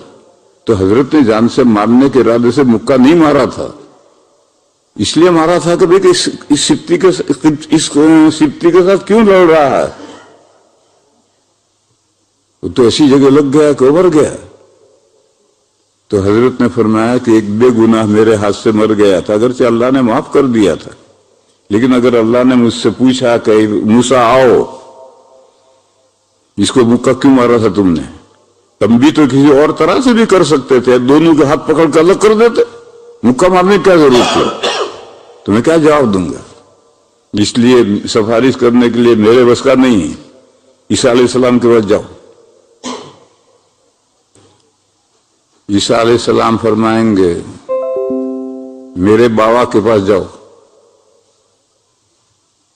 بیٹے سے اگر کوئی کام کرنے کو کہیں تو وہ بابا کے حوالے کرے۔ پرانے زمانے میں یہی تھا کہ اگر صحابہ سے ایک صحابی سے مسئلہ پوچھے تو وہ کہتے تھے کہ مجھ سے بڑے فلاں صحابی ہیں، جاؤ ان سے پوچھو۔ اس سے پوچھا تو اس نے کہا کہ مجھ سے بڑے فلاں صحابی ہیں، ان کے جا کے پوچھو۔ ایک چھوٹا بڑے پر حوالہ کرتا تھا۔ تو عیسیٰ علیہ السلام اپنا کوئی گناہ بیان نہیں کریں گے، کوتاہی اپنی بیان نہیں کریں گے۔ اور بعض روایتوں میں ہے کہ عیسیٰ علیہ السلام کہیں گے بھیا میں سفارش کرنے نہیں جاتا، مجھے اور میری ماں کو پوجا گیا ہے۔ تو اللہ تعالیٰ پوچھیں گے کہ عیسیٰ یہاں آؤ، تمہیں کیوں پوجا گیا بتاؤ۔ یہ بات بعض روایتوں میں کتابوں میں یہ غلط ہے۔ پوجا ہے تو پوجنے والوں نے پوجا ہے، اس میں عیسیٰ علیہ السلام کا کیا گناہ ہے؟ اور جو پوجنے والے عیسیٰ علیہ السلام کے ہیں وہ فاعل مختار ہیں، اپنا پورا پاور رکھتے ہیں، اختیار رکھتے ہیں۔ انہوں نے پوجا ہے تو وہ مشرک ہیں، عیسیٰ علیہ السلام کا کوئی گناہ نہیں۔ بس صحیح بات یہ ہے کہ عیسیٰ علیہ السلام اپنی کوئی کوتاہی ذکر نہیں کریں گے اور فرمائیں گے کہ حضور کے پاس جاؤ، میں تو بنی اسرائیل کا خاتم ہوں، میرے ابا ہیں ساری دنیا کے خاتم النبیین ہیں۔ چھوٹا بڑے کے حوالے کرتا ہے، یہ بھی ایک ادب ہے۔ یہ صراحت ہے کہ عیسیٰ علیہ السلام اپنی کوئی کوتاہی ذکر نہیں کریں گے کہ مجھ سے یہ کوتاہی ہوئی ہے، میں سفارش کرنے جاؤں گا تو اگر اللہ نے مجھ سے پوچھ لیا تو میں کیا جواب دوں گا۔ یہ بات صحیح نہیں۔ اس حدیث میں صراحت ہے کہ عیسیٰ علیہ السلام اپنی کوئی کوتاہی ذکر نہیں کریں گے اور مشورہ دیں گے کہ سب سے کہ جاؤ بھائی حضور کے پاس جاؤ، کیوں میں چھوٹا خاتم النبیین ہوں، بڑے خاتم النبیین وہ میرے بابا ہیں۔ تب لوگ حضور کے پاس آئیں گے اور حضور سے آ کے درخواست کریں گے تو حضور فوراً تیار ہو جائیں گے، کوئی عذر نہیں کریں گے۔ یہ فرمائیں گے انا لہا، یہ سفارش میں کروں گا۔ اس مصلحت سے کسی نبی کے بارے میں آسمانی کتابوں میں اعلان نہیں کیا گیا کہ اگلے پچھلی سب کوتاہیاں معاف، حضور کے لیے اعلان کیا گیا تاکہ اس اعلان حضور کا آ گیا ہے تو اب حضور بے فکر سفارش کرنے کے لیے تشریف لے جائیں گے۔ کوئی فیئر نہیں ہے، بیئر نے فیئر نہیں ہے کہ اللہ یہ پوچھیں گے یہ پوچھیں گے۔ اللہ نے تو اعلان کر دیا ہے کہ اگلی پچھلی سب کوتاہیاں معاف۔ اس مصلحت سے حضور کے لیے اعلان آیا قرآن میں۔ اور ایک دوسری مصلحت تھی، وہ مصلحت یہ تھی کہ جب حضور اور مسلمان ہجرت کر کے مدینہ آ گئے تو مکہ والے بڑھ بڑھ کر کے مدینہ پر حملہ کرتے تھے اور حضور نے سب کا مقابلہ کیا۔ پہلے بدر میں 1000 بہادر آئے، اللہ نے انہیں بدر میں بھڑا دیا اور ان کا کچمبر بنا دیا۔ پھر 1000 نہیں، پھر 3000 احد میں آ گئے اور مدینہ کے باہر پہاڑ پر آ کر کے لڑنے کے لیے آ گئے۔ حضور کے پاس میں کل 1000 صحابہ تھے، وہ 3000 آئے ہیں۔ حضور کے پاس میں 1000 صحابہ تھے، اس میں سے بھی رئیس المنافقین 300 اپنے آدمی لے کر کے میدان میں سے واپس لوٹ گیا تھا اور صرف 700 آدمی رہے تھے۔ اللہ نے وہاں بھی ہاتھ اونچا کیا۔ پھر انہوں نے کہا کہ بھئی تو ہم کامیاب نہیں ہوئے، تو پورے عرب کے قبائل کو ذہن بنا کر اکٹھا کیے اور احزاب یعنی سارے بڑے بڑے قبیلے اکٹھا ہو کر کے اور 10,000 کا لشکر مدینہ پر چڑھ آیا اور حضور نے وہ خندق کھودی اور اتنا مقابلے کی کوئی طاقت نہیں تھی، مسلمان 1,000 ہیں اور یہ 10,000 کا لشکر آیا ہے، تو مدینہ کی تو آبادی اتنی نہیں تھی۔ تو حضور نے 2 پہاڑوں کے بیچ میں کھائی کھودی، کیونکہ مکہ سے جو روڈ آتے تھے وہ جو جی ٹی روڈ آتے تھے یا تو اس راستے پر آئے گا یا یہ اس راستے پر آئے گا۔ اگر اس راستے پر آئے گا تو صلا پہاڑی کے پر مدینہ پہنچے گا اور اس روڈ پر آئیں گے تو احد پہاڑ کے پاس پہنچیں گے۔ یہ متعین راستے ہیں اور دیکھو اکا دکا آدمی وہ تو یوں یوں چل سکتا ہے، لیکن 10,000 کا لشکر یوں یوں نہیں چل سکتا، اس کو جی ٹی روڈ پہ چلنا ہے۔ تو جب وہ مکہ سے چلے، حضور کی CID وہاں تک پھیلی ہوئی تھی، مکہ سے چلے تو حضور کے علم میں آیا کہ اس روڈ پر چلے ہیں۔ اب وہ مکہ پہنچیں گے صلا پہاڑی پر، تو حضور نے 2 پہاڑیوں کے بیچ میں جو فاصلہ تھا اس میں کھائی کھودوا دی، خندق کھودوا دی۔ اب وہ آ کر کے وہاں رک گئے، اور حضور اور صحابہ کے لشکر کے ساتھ ادھر ہیں، وہ سامنے ہیں، وہ ادھر نہیں آ سکتے، ہمیں ادھر کیا ضرورت ہے وہاں جانے کی۔ تو سارے احزاب مدینہ کو تل کی طرح سے پیس کر رکھ دیتے، اتنا بڑا لشکر لے کر آئے تھے، لیکن اللہ نے مدد کی۔ 1 مہینے تک آمنے سامنے پڑے رہے اور جنگ نہیں ہو رہی، کہ وہ ادھر نہیں آ سکتے، ہمیں کیا ضرورت پڑی ادھر جانے کی، اور ہم بھی نہیں جا سکتے، ہم نے کھائے خود رکھی۔ پھر اللہ تعالی جل شانہ و نوالہ نے ایک مرتبہ رات میں ٹھنڈی ہوا چلائی۔ اب سب کو گرمی کے زمانے میں سویٹر اور جرسی لے کر تو آئے نہیں، خیموں میں بیٹھے ہوئے ہیں، خیمے بھی بڑوں کے پاس ہیں، چھوٹے تو ویسے ہی میدان میں پڑے ہوئے ہیں، اور ایسی ٹھنڈی ہوا چلی اور خیمے سب اکھڑ گئے، جانور کھل گئے، ہانڈیاں بجھ گئی، چولہے بجھ گئے۔ تو امیر نے، ابو سفیان امیر تھا، اس نے اعلان کیا بھاگو، اور سب اپنے سروں پر پیر رکھ کر کے رات ہی میں بھاگے، اور صبح میدان خالی۔ تو جب رات میں ایسی ہوا چل رہی تھی، ٹھنڈی ٹھیر چل رہی تھی، تو حضور کے پاس صحابہ بھی، جب وہ ٹھنڈی ہوا آئے گی تو کوئی صحابہ اس سے بچے ہوئے تھوڑے رہیں گے، ان کو بھی تو سردی لگے گی۔ تو حضور نے فرمایا، اعلان کیا صحابہ میں، ارے بھائی کوئی ہے جو دشمن کے کیمپ میں جائے اور صورتحال، ان کی صورتحال کیا ہے اس کی خبر لائے۔ تو سب ٹھٹھرے بیٹھے ہیں، کوئی بول نہیں رہا۔ حضرت زبیر ابن عوام نے کہا، یا رسول اللہ میں جاتا ہوں۔ یہ کہہ کر بیٹھ گئے۔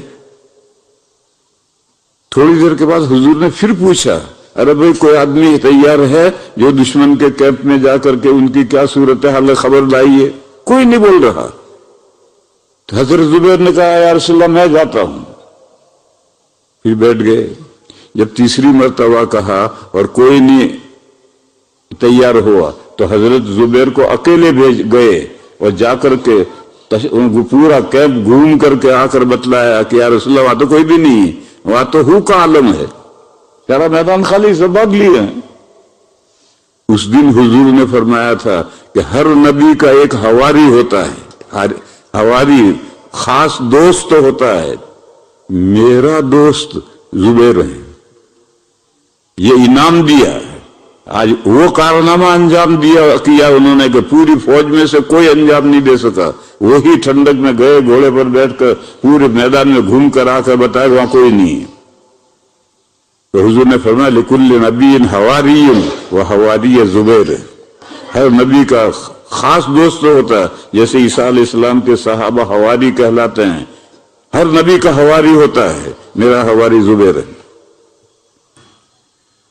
پھر جب صبح ہوئی اور دیکھا کہ کوئی نہیں ہے، دشمن گیا، تو حضور نے اعلان فرمایا کہ اب تک مکہ والے چڑھ چڑھ کر آتے تھے مدینہ پر، اب وہ نہیں آ سکیں گے، اب ہم چڑھ کر جائیں گے مکہ پر۔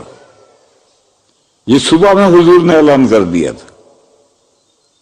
چنانچہ 1 سال کے بعد حضور نے ایک خواب دیکھا، اور اس خواب کی بنیاد پر حضور عمرہ کرنے کے لیے تشریف لے گئے، اور حدیبیہ میں صلح ہوئی۔ اس صلح میں مشرکین کی مونچھ اونچی رہی، انہوں نے جو بات کہی حضور نے مان لی،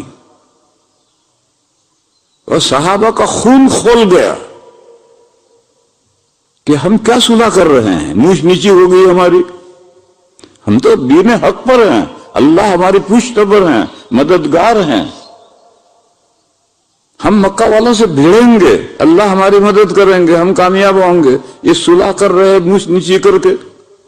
تو صحابہ کا خون کھول رہا تھا،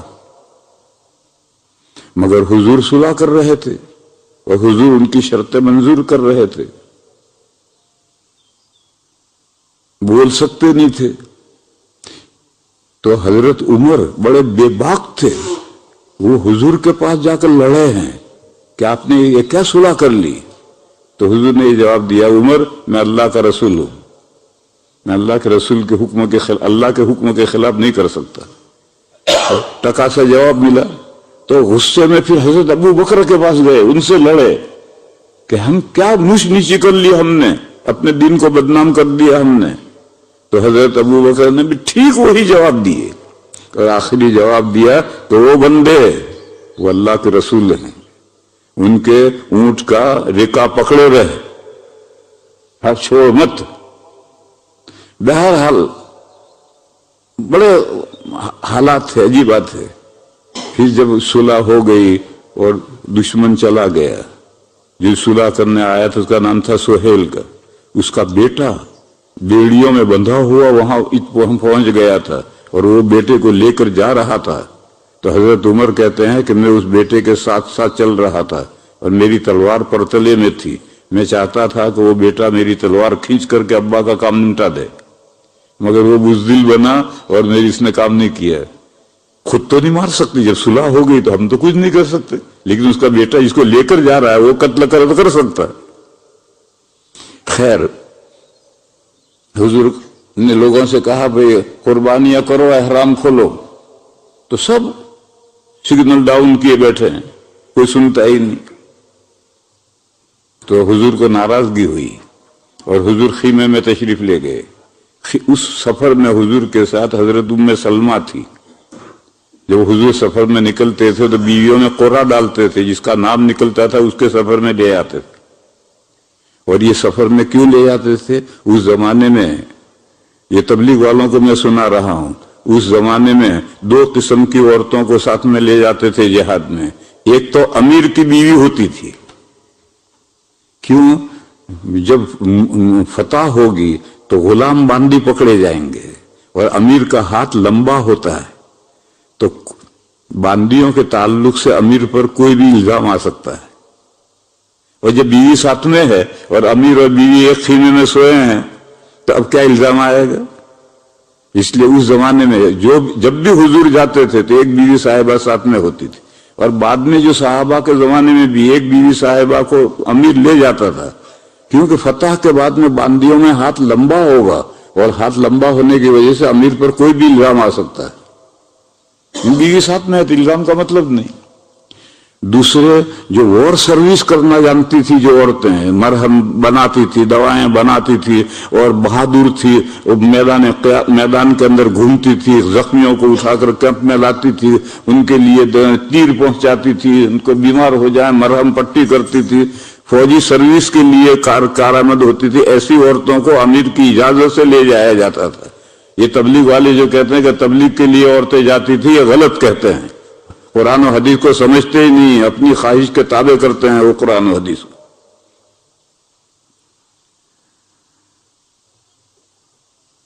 तो हुजूर खीमे में गए और नाराजगी की हालत में फरमाया, तेरे बाप की कौम मेरी बात नहीं मानती। मैं कहता हूं कि कुर्बानियां करके हराम उम्रे का खोल दो, कोई सुनता ही नहीं। तो फरमाया तेरे बाप की कौम मेरी बात नहीं मानती। उस दिन हजरत उम्मे सलमा ने पूरी उम्मत को संभाल लिया। अगर नबी मोमिनीन से नाराज हो जाए तो फिर नबी की खैर नहीं, और नबी ने अस्तगफिरुल्लाह, नबी मोमिन से नाराज हो जाए तो उस मोमिन की खैर नहीं। एक वाकया सुनो।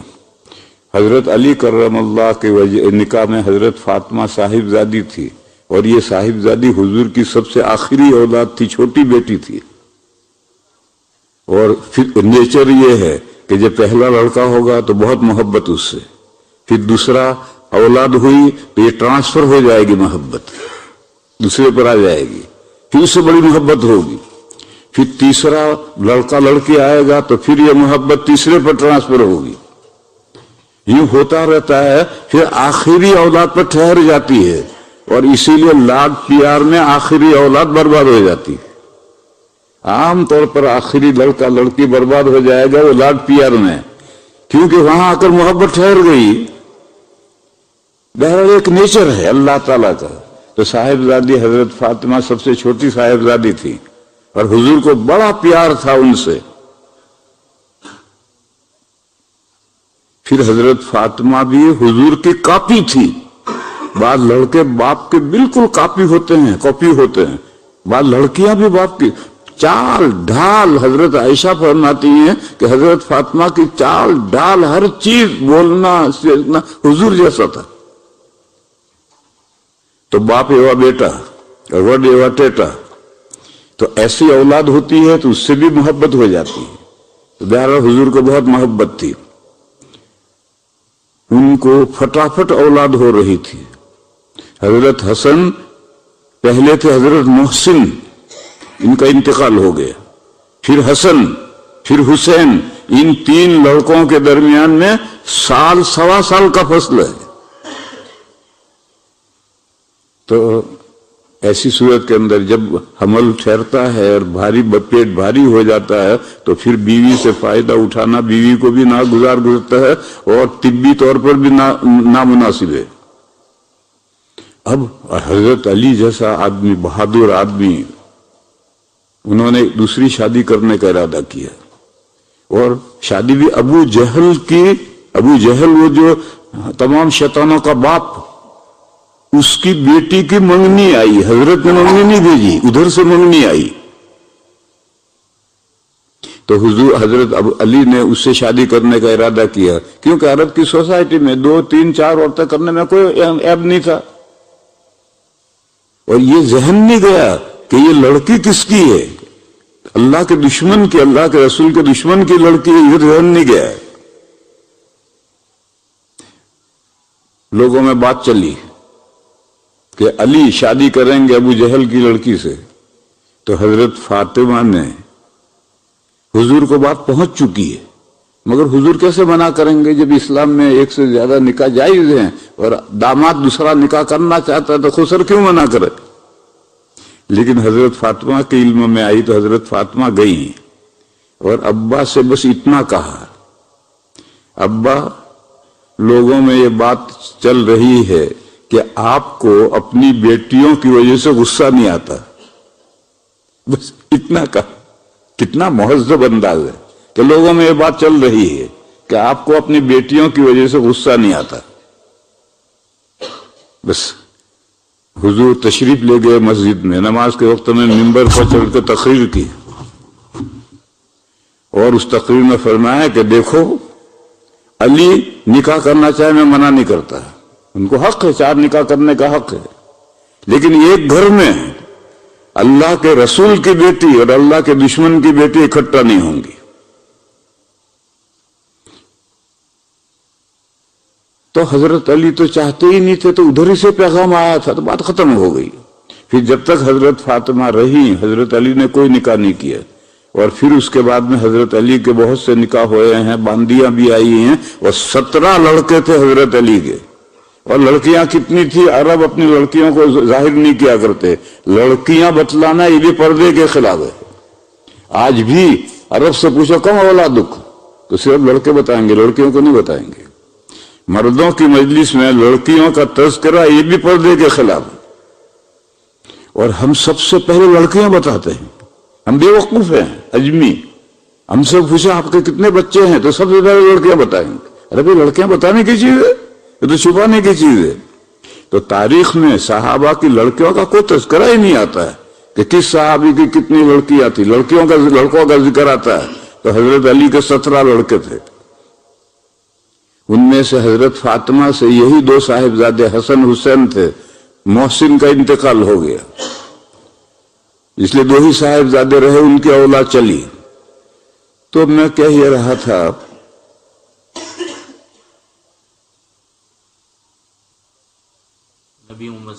کہ حضرت ام سلمہ نے اس دن پوری امت کو سنبھال لیا. اگر نبی حضور اپنے داماد حضرت علی سے ناراض ہو جائیں تو ان کے ایمان کی خیر نہیں رہے گی. اس لیے فرمایا کہ میں علی کو منع نہیں کرتا دوسرا نکاح کریں، شوق سے کریں، لیکن اللہ کے دشمن کی لڑکی اور اللہ کے رسول کی لڑکی ایک گھر میں نہیں اکٹھا ہوں گی.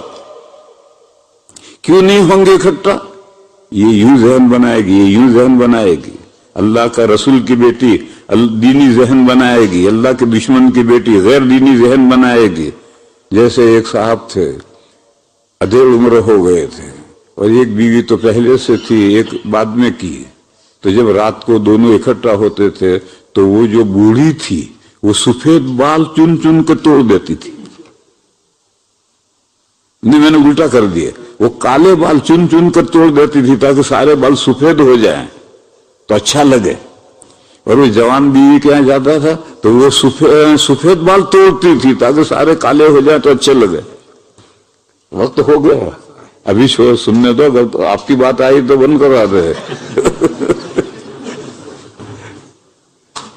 تو ایسا ہوتا ہے. تو اب ایک یہ ذہن بنا رہا ہے، ایک یہ ذہن بنا رہا ہے. اب کون کامیاب ہوگا؟ اللہ جانے کون کامیاب ہوگا.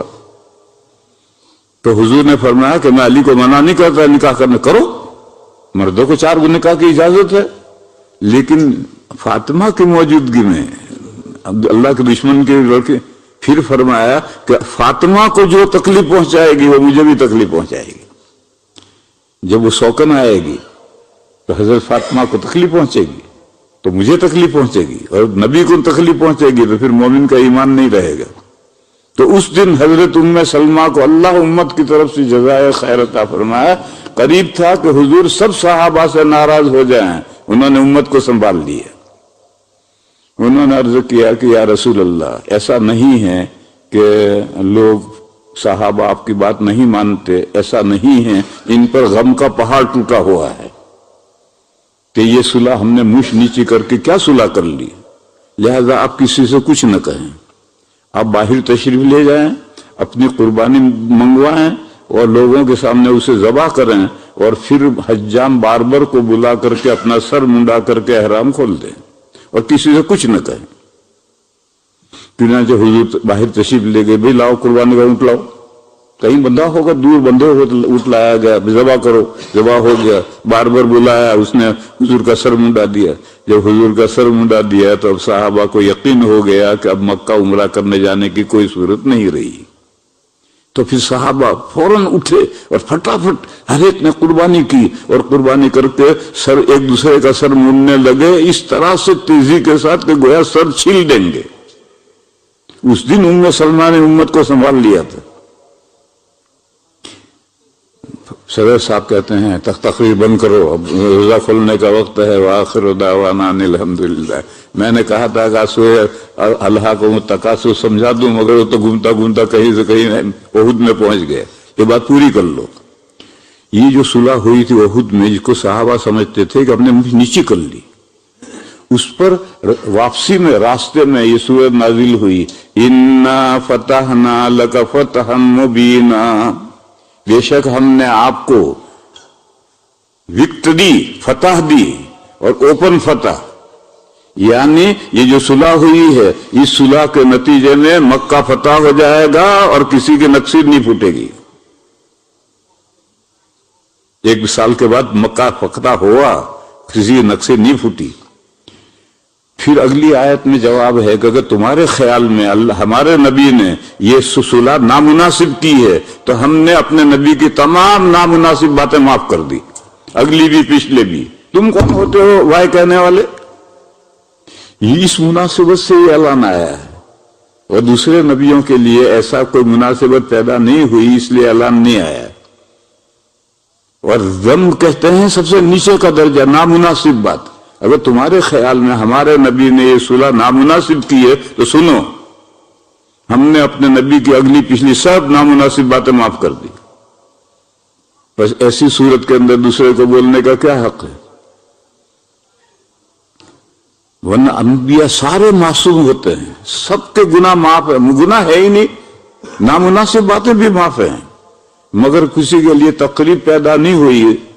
حضور کے لیے یہ صلح حدیبیہ کے معاملے سے یہ صورت پیدا ہوئی تو یہ آیت آئی. اور اس آیت آنے کا فائدہ یہ ہے کہ جب لوگ جائیں گے میمورنڈم لے کر تو حضور تیار ہو جائیں گے، انا لہا، میں سفارش کروں گا، اور سفارش فرمائیں گے. وآخر دعوانا ان الحمدللہ. یہ رسم ہے تبلیغ والوں، ہر بیان کے بعد دعا ہونی چاہیے، پھر مسافہ بھی ہونا چاہیے. جیسے ضروری مت کرو بھائی.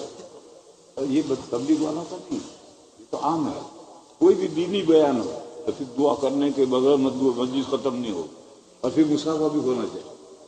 یہ تبلیغ کے ساتھ خاص نہیں ہے. ہم مولویوں کے یہاں بھی بیان ہوتے ہیں تو ہر بیان کے آخر میں دعا، اور دعا کے بعد مصافحہ. ایسے جو چیز شریعت میں ضروری نہیں ہے ایسے لازم مت کرو.